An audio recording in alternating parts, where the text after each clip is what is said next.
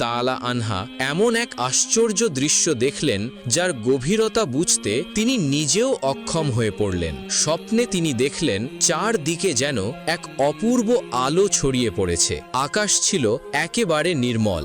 সেই স্বচ্ছ আকাশের বুকে পূর্ণিমার চাঁদ তার সমস্ত সৌন্দর্য নিয়ে জ্বলজ্বল করছে। চাঁদের আলো এতটাই উজ্জ্বল ছিল যে মনে হচ্ছিল তার আলোয় গোটা পৃথিবী আলোকিত হয়ে গেছে। হঠাৎ করে সেই চাঁদটি যেন আকাশে স্থির থাকল না, ধীরে ধীরে তার নিচের দিকে নেমে আসতে শুরু করল।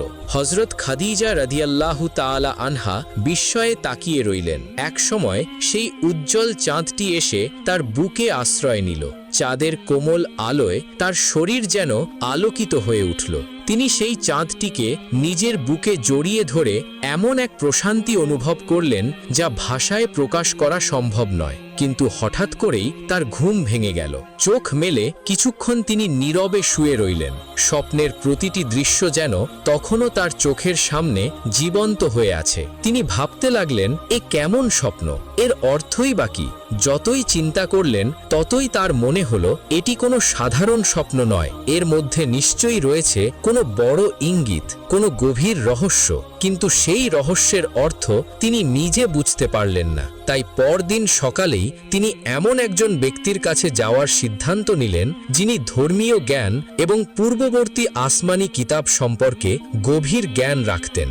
তিনি তার পিতৃতুল্য আত্মীয় বিশিষ্ট ধর্মীয় পণ্ডিত ওরাকা ইবনে নৌফলের কাছে উপস্থিত হলেন। এরপর আগের রাতের সেই আশ্চর্য স্বপ্নের কথা শুরু থেকে শেষ পর্যন্ত তাকে খুলে বললেন। সবকিছু মনোযোগ দিয়ে শোনার পর ওরাকা ইবনে নৌফল কিছুক্ষণ চুপ করে রইলেন। তারপর তার মুখে ফুটে উঠল বিস্ময় ও আনন্দের ছাপ। তিনি বললেন, বোন, তুমি যে স্বপ্ন দেখেছ এটি কোনো সাধারণ স্বপ্ন নয়, তুমি সত্যিই অত্যন্ত ভাগ্যবতী। এরপর তিনি বললেন, আমি তাওরাত ও ইঞ্জিল কিতাব অধ্যয়ন করে যে জ্ঞান লাভ করেছি তাতে জানতে পেরেছি দুনিয়াতে আখেরি নবী সাল্লাল্লাহু আলাইহি ওয়াসাল্লামের আবির্ভাবের সময় ঘনিয়ে এসেছে। তারপর হযরত খাদিজা রাদিয়াল্লাহু তাআলা আনহার দিকে তাকিয়ে ওরাকা ইবনে নৌফল বললেন, তোমার দেখা এই স্বপ্নের অর্থ অত্যন্ত গভীর। আমার মনে হচ্ছে তুমি সেই আখেরি নবী সাল্লাল্লাহু আলাইহি ওয়াসাল্লামকে স্বামিত্ব বরণ করতে যাচ্ছ। তিনি আরও বললেন, আর নারী পুরুষের মধ্যে তুমি সর্বপ্রথম সেই মহান নবীকে নবী হিসেবে স্বীকার করবে, তার প্রতি ঈমান আনবে এবং তার ধর্ম গ্রহণ করবে। হযরত খাদিজা রাদিয়াল্লাহু তাআলা আনহার মুখে নিজের স্বপ্নের এমন ব্যাখ্যা শুনে হযরত খাদিজা রাদিয়াল্লাহু তাআলা আনহার হৃদয় আনন্দে ভরে উঠল। তিনি খুশি মনে নিজের ঘরে ফিরে গেলেন। তবে সেই দিনের পর থেকে তার অন্তরে একটি অদ্ভুত অনুভূতি জন্ম নিল।